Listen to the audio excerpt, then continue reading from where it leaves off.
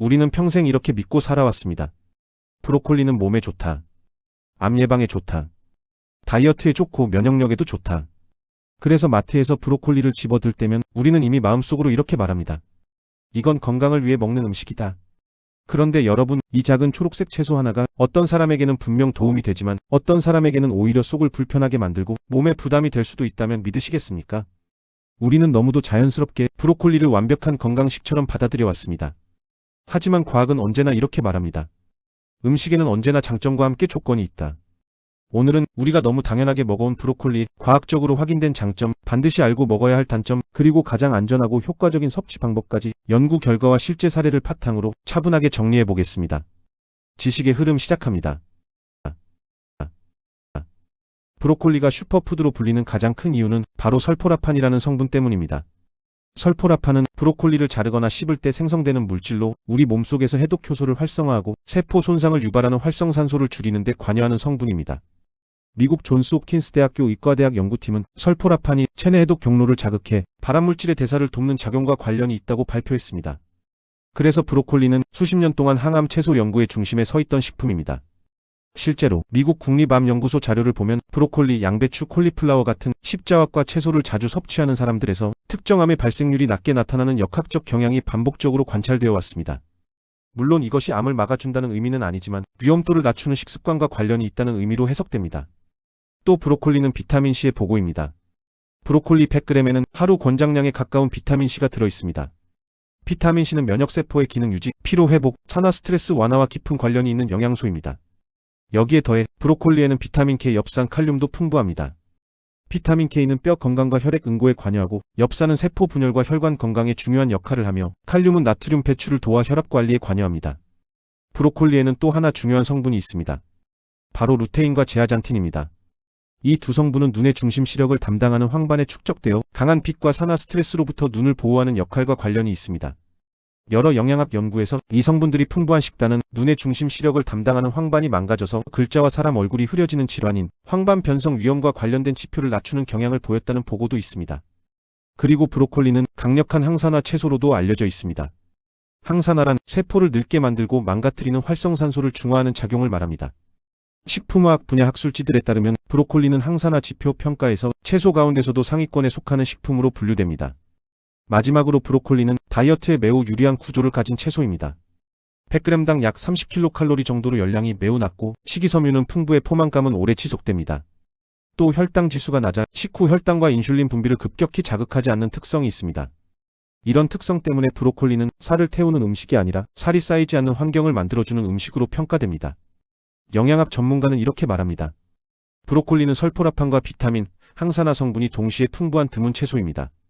다만 한꺼번에 몸을 바꿔주는 약이 아니라 꾸준한 식습관 속에서 의미를 갖는 건강식품이라고 보셔야 합니다. 하지만 브로콜리는 무조건 많이 먹을수록 좋은 식품은 아닙니다. 브로콜리는 식이섬유가 매우 풍부한 대신 장내에서 가스를 만들어내는 성분도 함께 가지고 있습니다. 그래서 실제로 브로콜리를 많이 먹은 뒤 복부 팽만감, 더부룩함, 방귀 증가를 경험하는 사람들이 적지 않습니다. 특히 과민성장 증후군이 있는 사람, 위장이 약한 사람, 소화력이 떨어진 노인층에서는 이런 불편이 더 쉽게 나타납니다. 또 하나 중요한 주의점은 갑상선 기능이 저하된 사람입니다. 브로콜리를 포함한 십자화과 채소에는 요오드 흡수를 방해할 수 있는 성분이 소량 들어있습니다. 일반적인 섭취량에서는 큰 문제가 되지 않지만 브로콜리를 장기간 매우 많이, 특히 생으로 섭취하는 식습관은 갑상선 기능 저하가 있는 사람에게는 부담이 될 수 있다는 보고도 존재합니다.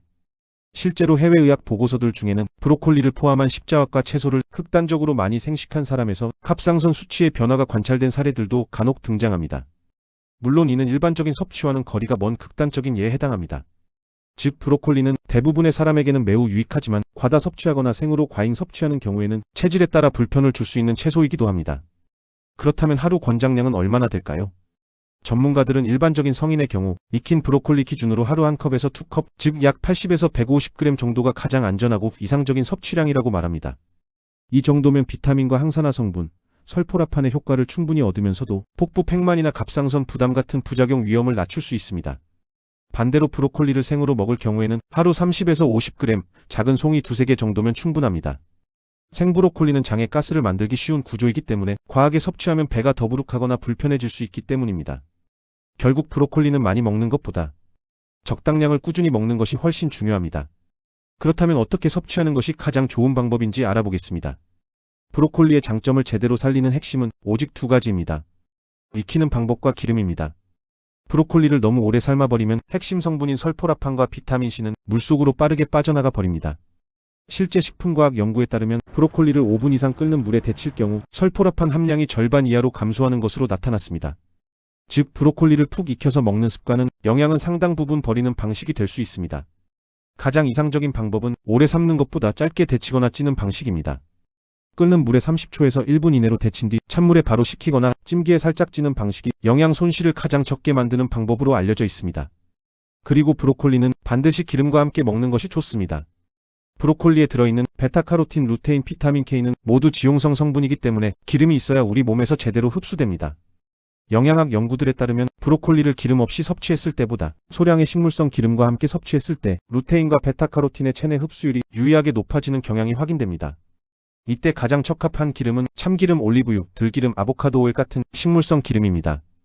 반대로 마가린, 쇼트닝, 부분 경화유처럼 트랜스 지방이 많은 가공유와 함께 섭취할 경우 영양 흡수 효율은 떨어지고 염증 반응과 관련된 지표가 증가할 수 있다는 보고도 있습니다. 정리하자면 브로콜리는 짧게 익히고 기름과 함께 먹을 때 가장 브로콜리다운 채소가 됩니다. 15년 경력의 한 요리사는 이렇게 말합니다. 브로콜리는 오래 삶으면 맛도 죽고 영양도 거의 남지 않습니다. 끓는 물에 30초에서 1분, 그게 딱 가장 좋은 시간입니다. 마지막에 참기름이나 올리브유를 조금만 더해도 풍미도 살아나고 흡수율도 확 달라집니다.